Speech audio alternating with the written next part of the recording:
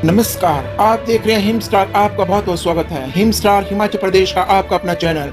आइए शुरू करते हैं हिमाचल से जुड़ी कुछ मुख्य खबरें।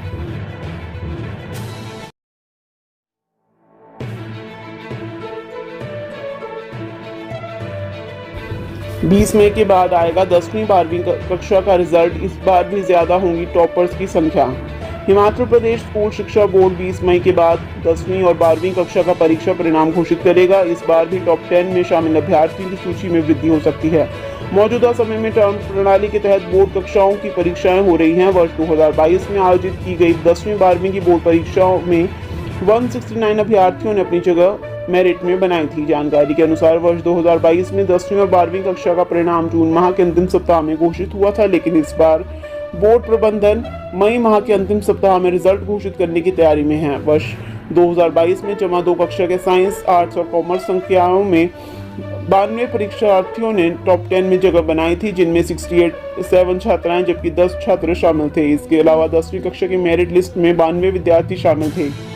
इनमें से 76 छात्रा जबकि 16 छात्र टॉप 10 में अपनी जगह बना पाए थे। वहीं इस बार भी उम्मीद जताई जा रही है कि परिणाम में टॉपरों की संख्या में वृद्धि होगी। छात्रों की मेरिट सूची में बढ़ रही संख्या का कारण टर्म प्रणाली है।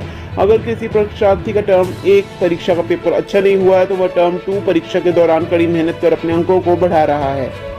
यही कारण है कि पिछले वर्षों की अपेक्षा टर्म प्रणाली शुरू होने के बाद टॉपरों की संख्या में लगातार वृद्धि हो रही है। बोर्ड सचिव डॉक्टर विशाल शर्मा का कहना है कि बोर्ड प्रबंधन इसी माह के अंत तक परीक्षा परिणाम को निकालने की कोशिश कर रहा है। इसके लिए तैयारियां जोरों शोरों से चली हुई है।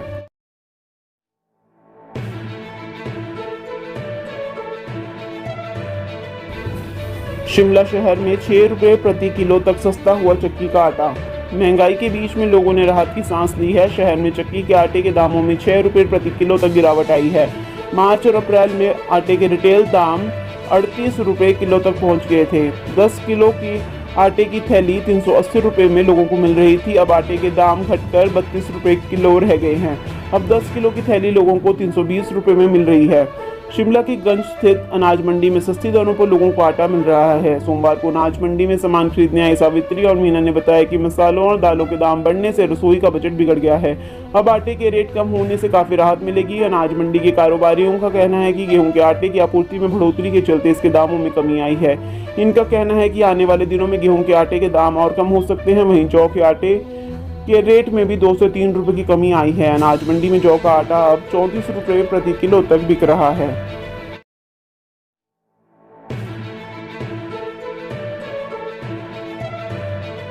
5.25 लाख विद्यार्थियों को इस सप्ताह से मिलना शुरू होगा स्मार्ट वर्दी का पैसा। हिमाचल प्रदेश के सरकारी स्कूलों में पहली से 8वीं कक्षा तक पढ़ने वाले 5.25 लाख विद्यार्थियों को इस सप्ताह से स्मार्ट वर्दी का पैसा मिलना शुरू हो जाएगा। प्रारंभिक शिक्षा निदेशालय ने विद्यार्थियों को देने के लिए बैंक ऑफ बड़ौदा के खाते में राशि डाल दी है। डीबीटी के तहत पहली से 8वीं कक्षा के सभी छात्र छात्राओं की माताओं के बैंक खाते में 600 रुपए डाले जाएंगे। पूर्व की भाजपा सरकार के समय तय स्मार्ट वर्दी को ही बाजार से खरीदकर बच्चों को सिलवाना होगा। 9वीं से 12वीं कक्षा के विद्यार्थियों को वर्दी खुद खरीदनी पड़ेगी। सरकार की ओर से निःशुल्क वर्दी योजना में इन कक्षाओं के विद्यार्थियों को शामिल नहीं किया गया है। पूर्व सरकार पहली से 12वीं कक्षा के सभी विद्यार्थियों को निःशुल्क वर्दी देती थी।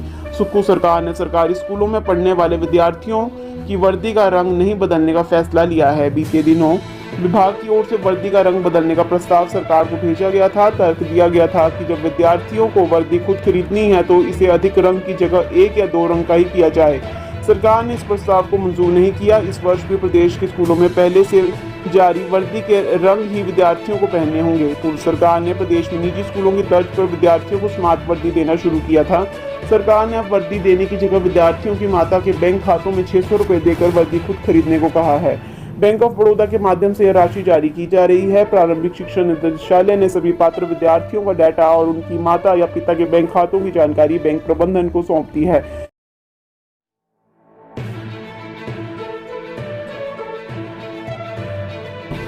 शिमला डेवलपमेंट ड्राफ्ट प्लान के तहत निर्माण पर सुप्रीम कोर्ट ने लगाई रोक। शिमला डेवलपमेंट ड्राफ्ट प्लान के तहत हो रहे निर्माण पर सुप्रीम कोर्ट ने रोक लगा दी है। अदालत ने ड्राफ्ट प्लान पर दर्ज आपत्तियों को निपटने के बाद प्लान को अंतिम रूप देने के आदेश दिए हैं। स्पष्ट किया है कि अंतिम प्लान के राजपत्र में प्रकाशित होने से 1 महीने तक इसे लागू न किया जाए। ड्राफ्ट प्लान के तहत हो रहे निर्माण को सुप्रीम कोर्ट ने हिमाचल हाईकोर्ट के ध्यान में लाने की स्वतंत्रता दी है।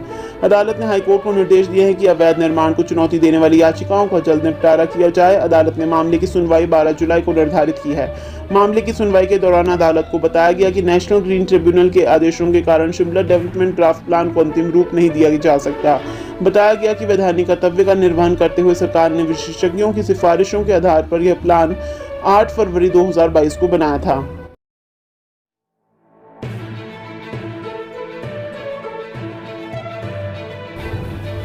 रेबीज, डिप्थीरिया, रोटावायरस और एंटी स्नेक वेनम सीरम समेत 43 वैक्सीन और एंटी सीरम को सेंट्रल ड्रग लेबोरेटरी कसौली ने ग्रीन टिक दिया है। ये सैंपल फरवरी से अप्रैल के बीच प्रयोगशाला में आए थे। सैंपल दवा महानियंत्रक टीम ने देश भर से भेजे थे। जांच के लिए सीडीएल कसौली भेजे थे। प्रयोगशाला में परीक्षण करने पर इस सैंपल मानकों पर खरे उतरे हैं। इसके बाद संस्थान ने इनकी रिपोर्ट स्वास्थ्य मंत्रालय और औषधि महानियंत्रक को भेज दी है। लगातार AEFIDI सर्वे और फील्ड में सैंपल औषधि महानियंत्रक की टीम भर रही है ताकि बाजार में उतारी गई वैक्सीन और एंटी सीरम की गुणवत्ता का सही से पता चल सके। गौर रहे कि देश भर में लगातार ड्रग अलर्ट में कई प्रकार की वैक्सीन और दवाएं फेल हो रही हैं। इसके बाद स्वास्थ्य महकमे की टीम अलर्ट हो गई है। बीते दिनों भी दवा महानियंत्रक ने 43 सैंपल भेजे थे। इनमें टेटनस के 2, एंटी स्नेक वेनम सीरम के 5, एंटी रेबीज सीरम के 3, रेबीज वैक्सीन के 3, टीडी वैक्सीन के 3, रोटावायरस वैक्सीन का 1, BCG वैक्सीन का 1, इम्यूनोग्लोबुलिन वैक्सीन का 1, डिप्थीरिया एंटी सीरम के 2, न्यूमोकोकल वैक्सीन के 4, DTP प्लस हेपेटाइटिस बी का 1, सर्जिकल सूचर के 2, हेपेटाइटिस बी वैक्सीन के 2, रूबेला वैक्सीन का 1 और BOPV वैक्सीन के सैंपल की जांच में ये सैंपल सही पाए गए हैं।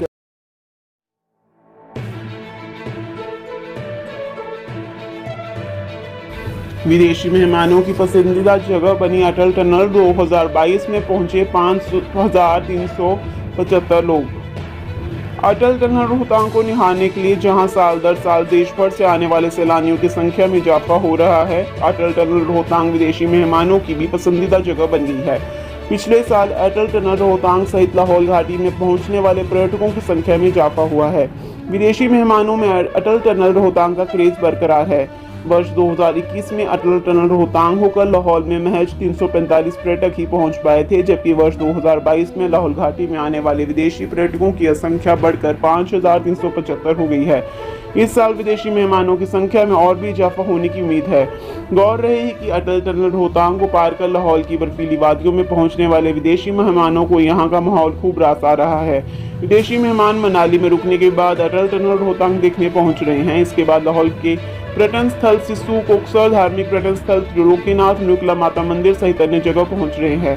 खास बात यह है कि अटल टनल रोहतांग के माध्यम से विदेशी मेहमानों को लाहौल घाटी में पहुंचना काफी आसान हो गया है। सर्दियों के दिनों में अटल टनल रोहतांग के माध्यम से लाहौल घाटी देश दुनिया से जुड़ी रहती है।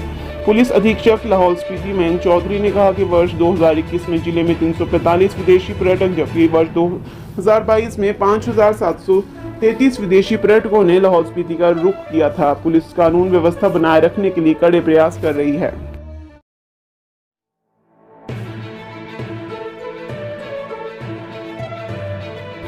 शिमला के कुटासनी में अंतर्राष्ट्रीय शूटिंग रेंज बनाने का प्लान फाइनल।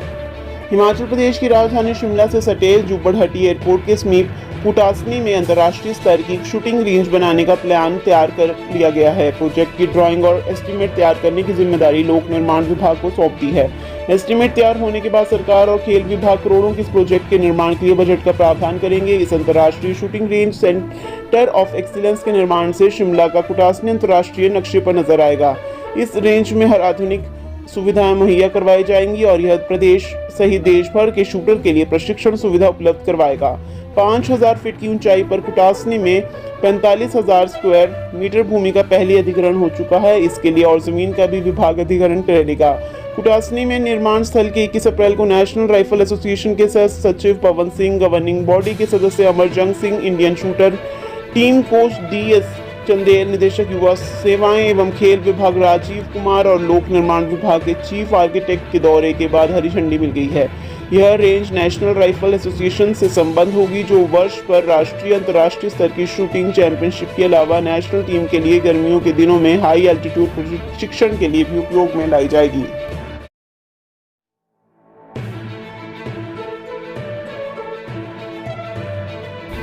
बागवानों को राहत, सेब पर न्यूनतम आयात मूल्य 50 रुपये प्रति किलो निर्धारित, अधिसूचना जारी। हिमाचल प्रदेश, कश्मीर और उत्तराखंड के सेब बागवानों के लिए राहत भरी खबर है। केंद्र सरकार ने सेब पर न्यूनतम आयात मूल्य 50 रुपये प्रति किलो तय किया है। सोमवार को इसकी अधिसूचना जारी कर दी गई है। देश के सेब उत्पादकों के हितों की रक्षा के लिए केंद्र ने आयात नीति में संशोधन कर 50 रुपये न्यूनतम आयात मूल्य पेश किया है। संयुक्त किसान मंच के संयोजक हरीश चौहान और संजय चौहान ने बताया कि विदेशी सेब के कारण हिमाचल के सेब उत्पादकों को नुकसान उठाना पड़ रहा था। ईरान का सेब भारत में औसतन 20 से 25 रुपए के दाम पर आयात होता था।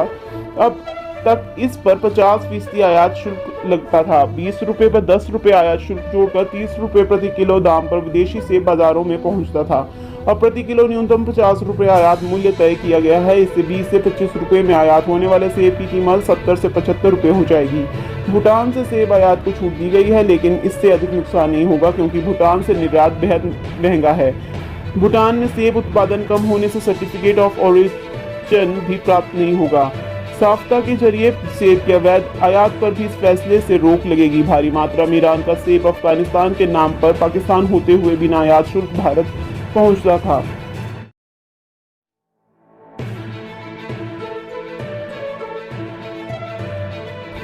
पहले बेमौसमी बारिश और ओलावृष्टि, अब आंधी तूफान ने सताए बागवान, आम की 50% फसल बर्बाद। 2 महीने से बदले मौसम के तेवरों ने हिमाचल प्रदेश के जिला कांगड़ा में आम और लीची समेत अन्य फलों को खासा नुकसान पहुंचाया है। इस साल पहले फ्लावरिंग के समय बेमौसमी बारिश और ओलावृष्टि ने बागवानों की बम्पर फसल की उम्मीदों को झटका दिया। फिर फ्रूट सेटिंग के दौरान नमी से आम के बौर काला पड़ना शुरू हो गए और अब तेज आंधी तूफान ने बागवानों को पूरी तरह हिला कर रख दिया है। हालांकि इस बार मौसम की बेरुखी से आम की फसल को हुए नुकसान का आकलन किया जा रहा है, मगर एक मोटे अनुमान के मुताबिक जिले में करीब 50% आम की फसल बर्बाद हो चुकी है।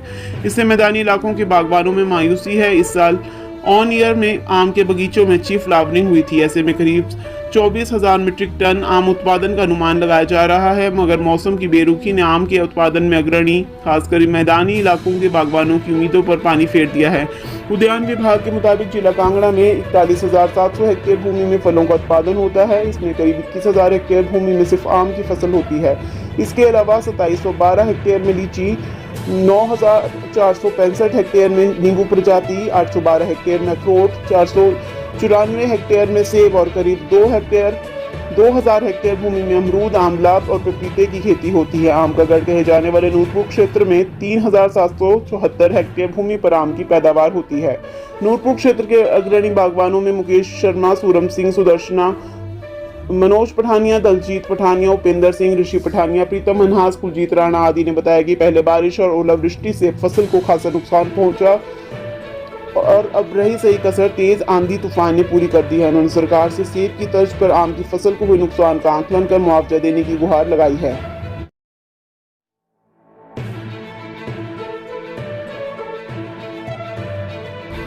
किन्नौर में ताजा बर्फबारी से सेब पर मंडराए संकट के बादल, जाने 13 मई तक का मौसम पूर्वानुमान। हिमाचल प्रदेश के ऊंचाई वाले कई भागों में मई में भी बर्फबारी जारी रहने से किसानों, बागवानों सहित आम लोगों की मुश्किलें बढ़ गई हैं। बीती रात को लाहौल व किन्नौर के ऊंचाई वाले भागों में बर्फबारी हुई है। किन्नौर जिले के सांगला, रक्षम, चितपुल, लिप्पा, आसरंग, हांगो, चूलिंग सहित कई अन्य क्षेत्रों में करीब 4 से 6 इंच तक ताजा हिमपात हुआ है। इससे सेब सहित कई अन्य नकदी फसलों पर संकट के बादल मंडरा गए हैं। बर्फबारी से जिले के ऊंचाई वाले क्षेत्रों में सेब की सेटिंग पर विपरीत असर पड़ा है। कई जगह अभी फ्लावरिंग चली हुई है। इससे बागवानों की चिंता बढ़ गई है। उधर मंगलवार सुबह के समय सोलंग नाला और अटल टनल रोहतांग के बीच बर्फ जमी रही। इससे पर्यटकों को अटल टनल की तरफ नहीं भेजा गया। सुबह 11:30 बजे के बाद सभी प्रकार के वाहनों को अटल टनल रोहतांग की जाने की अनुमति दी गई। लाहौल घाटी के कई भागों में ताजा बर्फबारी हुई है। बर्फबारी से तापमान में गिरावट के चलते मई में भी सर्दियों के मौसम का एहसास हो रहा है। केलांग व कुकुमसेरी का न्यूनतम तापमान माइनस में चल रहा है। कल्पा में 0 डिग्री तक दर्ज किया गया। वहीं शिमला व आसपास के भागों में आज मौसम खराब बना हुआ है। हिमाचल की हर खबर पाने के लिए हिम स्टार से जुड़ें।